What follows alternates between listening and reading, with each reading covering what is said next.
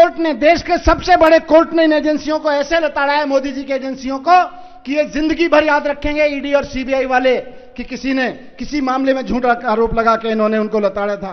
22 सितंबर के बाद अरविंद केजरीवाल जी के नेतृत्व में पूरी आम आदमी पार्टी फिर से दिल्ली की जनता की अदालत में है।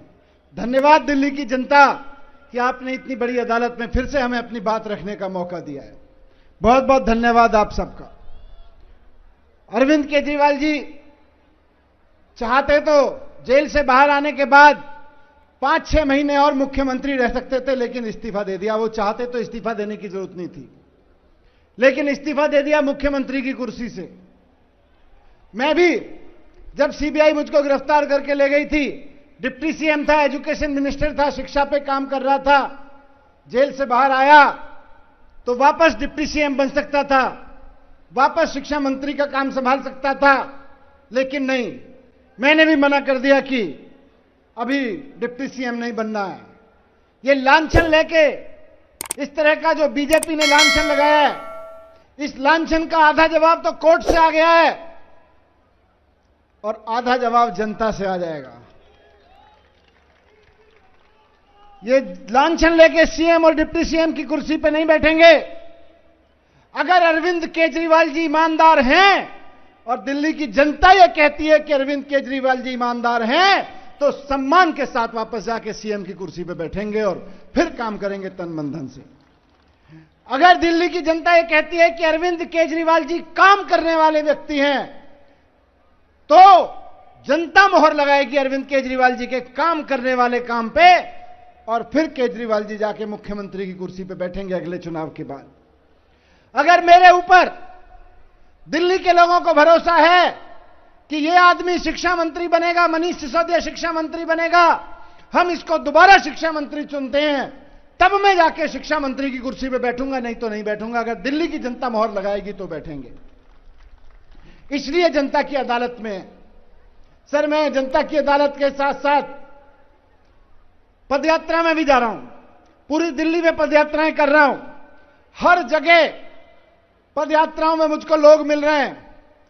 लोग बताते हैं कि जब से केजरीवाल जी मुख्यमंत्री बने, उससे पहले कई लड़के मिलते हैं मुझे, कई लड़कियां मिलती हैं, महिलाएं, कि जी हम तो उत्तर प्रदेश में रहते थे, हम तो राजस्थान में रहते थे, हम तो मध्य प्रदेश में या उत्तराखंड में रहते थे, बिहार में रहते थे, लेकिन जब से केजरीवाल जी मुख्यमंत्री बने, हमें बिहार में, उत्तर प्रदेश में रहते हुए लगा कि हमारे बच्चों का भविष्य वहां नहीं, केजरीवाल जी की सरकार में भविष्य मिलेगा, इसलिए हम दिल्ली आ गए। उन लोगों का यह कहना है, सर दिल्ली के लोगों का कहना है, मैं पदयात्राओं में लोगों से मिलता हूं कि अगर केजरीवाल जी मुख्यमंत्री नहीं रहेंगे तो हमारे बच्चों की शिक्षा का क्या होगा। ये दिल्ली के लोग पूछ रहे हैं मुझसे पदयात्रा में, मुझसे दिल्ली के लोग पूछ रहे हैं पदयात्रा में कि अगर केजरीवाल जी मुख्यमंत्री नहीं रहेंगे तो हमारे बच्चों के स्कूलों का क्या होगा, अस्पतालों का क्या होगा, फ्री बिजली बिल का क्या होगा, जीरो बिजली बिल जो आते हैं उनका क्या होगा, जो महिलाओं के लिए जीरो टिकट कर रखा है, फ्री बस यात्रा कर रखी है, उसका क्या होगा, बुजुर्गों की मुफ्त तीर्थ यात्रा का क्या होगा अगर केजरीवाल जी मुख्यमंत्री नहीं रहेंगे। ये लोग पूछ रहे हैं। इसलिए लोग अंदर अंदर संकल्प पैदा कर रहे हैं कि आने दो चुनाव, बता देंगे मोहर लगा के कि हमारे केजरीवाल जी ईमानदार भी हैं और केजरीवाल जी से ज्यादा कोई काम भी नहीं करता है।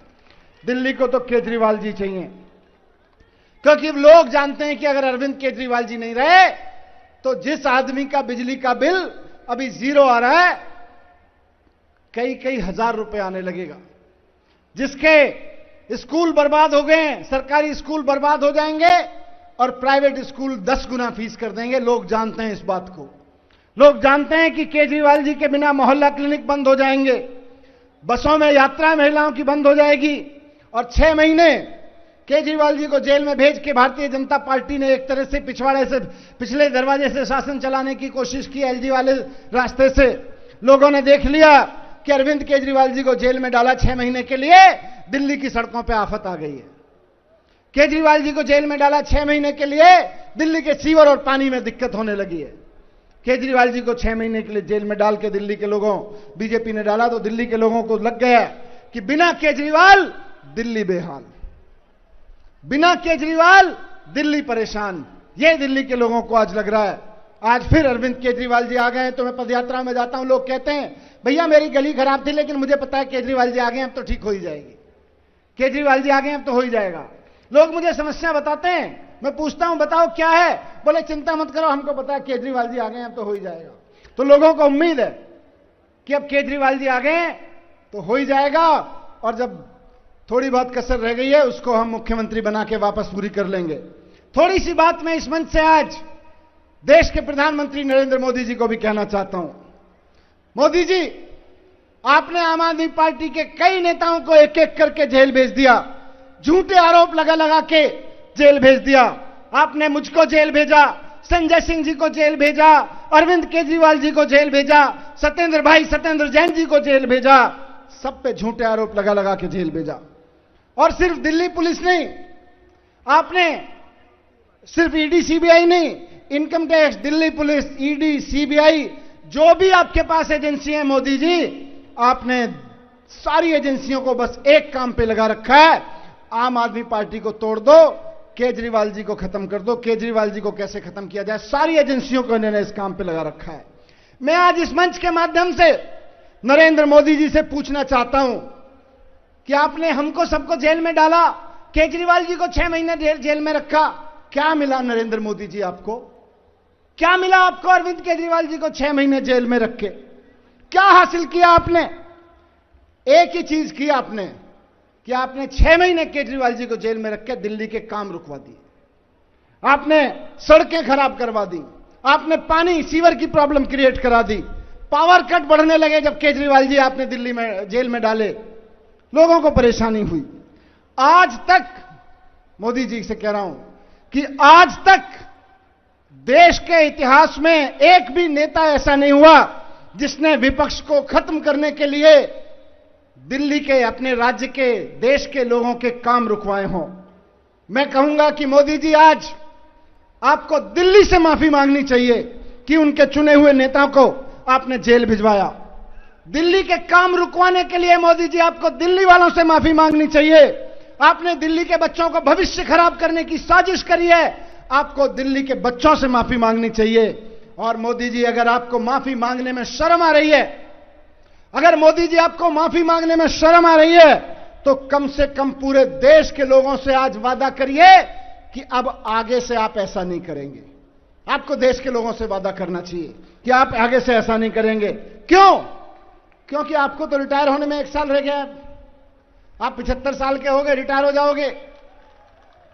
कम से कम रिटायर होने से पहले कुछ तो अच्छा करके जाओ, एक काम तो ढंग कर करके जाओ, ताकि जब आप रिटायर होकर घर बैठो तो लोग कहें यार नरेंद्र मोदी जी ने भी रिटायर होने से पहले अच्छा काम कर दिया था, देश से माफी मांग ली थी, दिल्ली के लोगों से माफी मांग ली थी।